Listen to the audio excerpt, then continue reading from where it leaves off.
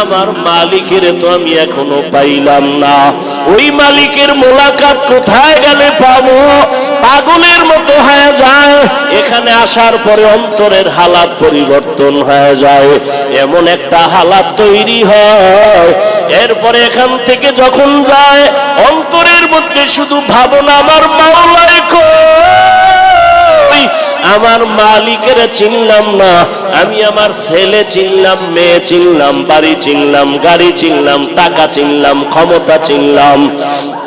ওরে দুনিয়াতে যে টাকা চিনছে সে টাকার পাগল, যে বাড়ি চিনল সে বাড়ির পাগল, যে মা চিনল সে মায়ের পাগল, যে বাবারে চিনল সে বাবার জন্য পাগল, যে ক্ষমতা চিনল সে ক্ষমতার জন্য পাগল। আর যেই বান্দা বান্দি একবার আমার মাওলার পরিচয় পাবে, ওই বান্দা আমার মাওলার পাগল না হইয়া পারবে না।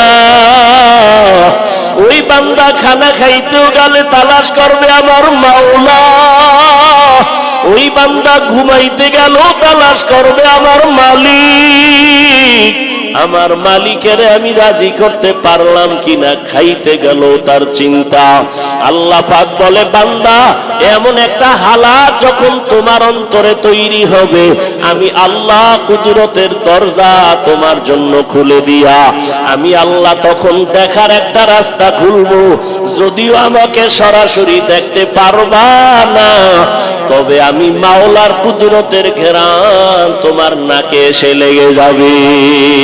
আল্লাহর যারা খাঁটি আশিক, আমার মাওলাকে তালাশ করতে করতে করতে করতে এমন এক ভাবনার সাগরে ডুবু দেয়। ওই আশিক বান্দা তখন এমন হালাত ডাইনেও দেখে আমার মালিকের কুদরতের ঘেরান।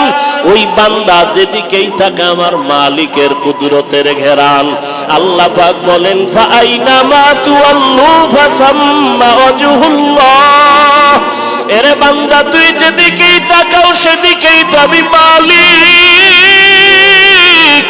আমি মালিকের ফাঁকি দিয়া কোথাও পালানোর কোনো জায়গা নাই। ওরে আমার মাওলার আদালত বড় কঠিন। আমার মালিকের সাথে যদি পরিচয় নিয়ে কবরে যাও, ওই কবর তোমার জন্য জান্নাতের ফয়সালা হয়ে যাবে।